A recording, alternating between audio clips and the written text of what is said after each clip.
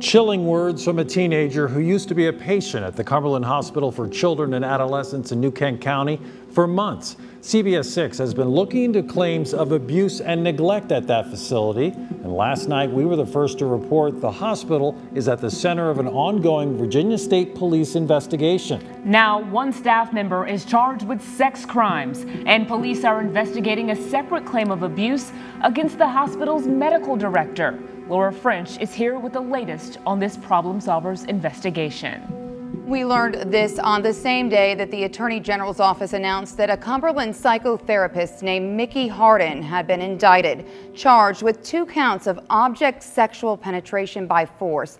Investigators say the victim in that case, a former female patient at the hospital. But tonight, we're hearing from another former patient who says that she too was abused by Cumberland's top doctor. Is it on there? Well, I've got a little bit left.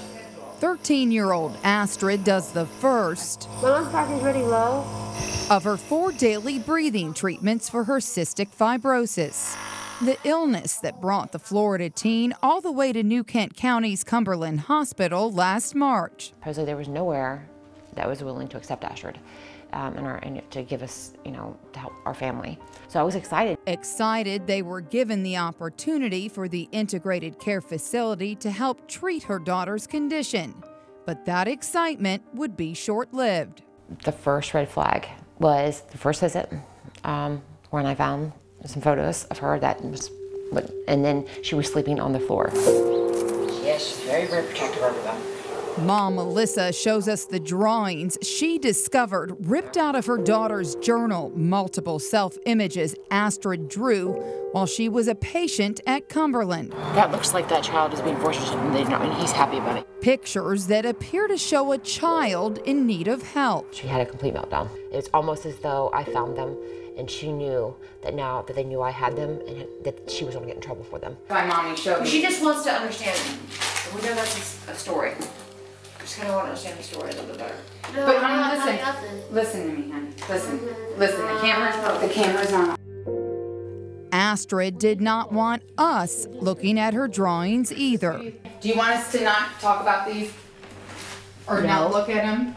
No. Not at all? I'm keeping them though. Okay. When your mom found those, what were you afraid of?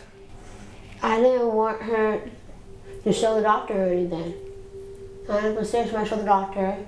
That doctor, Astrid said, was Daniel Davidow, Cumberland's medical director, and someone Astrid would eventually refuse to let examine her because of how she explains her first exams went. He was trying to reach for my heart when I said he touched that.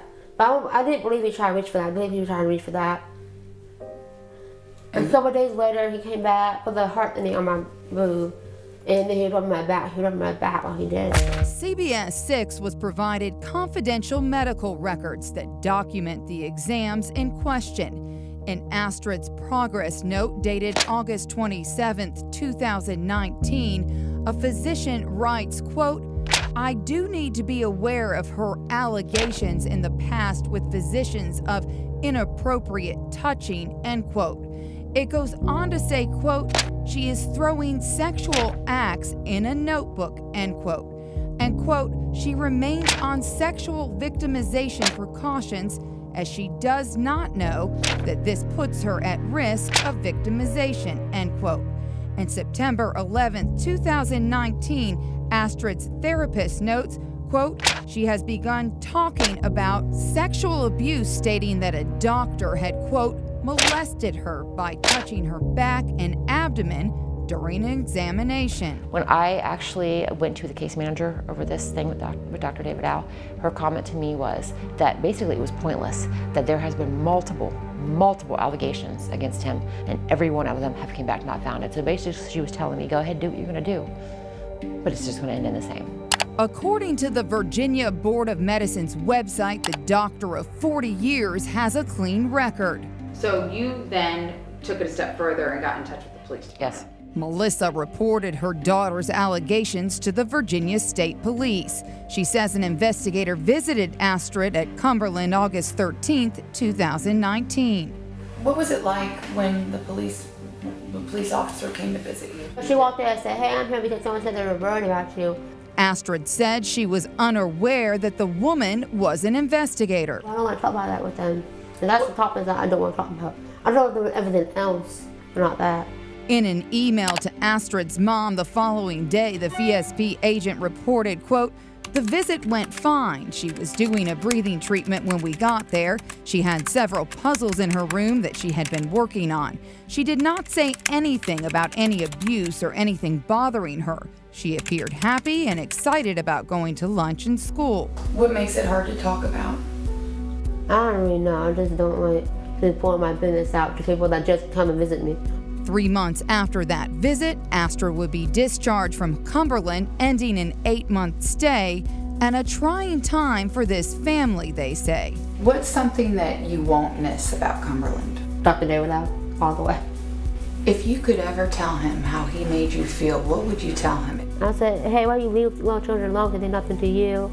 I'm like, why would you do that type of stuff or too young for that?"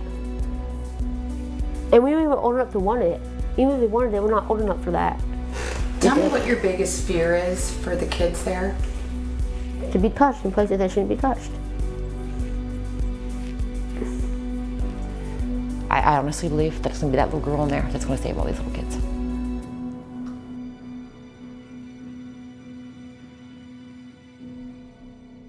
Astrid's mom says she is in counseling and has been interviewed by social services in Florida about these allegations. Dr. Davidow did respond to my request for comment in 2 emails, but ultimately said that corporate would not allow him to make a statement about, quote, the case that is currently being investigated by the police. However, the CEO of the hospital responded in part, quote, "Cumberland Hospital has been and continues to be in good standing with our licensing and regulatory authorities. We are surveyed regularly and, like many healthcare facilities, promptly address any deficiencies that may be cited. Further, any complaint or allegation is taken seriously, investigated thoroughly, and addressed as appropriate. We can also confirm that there are now 3 investigations taking place.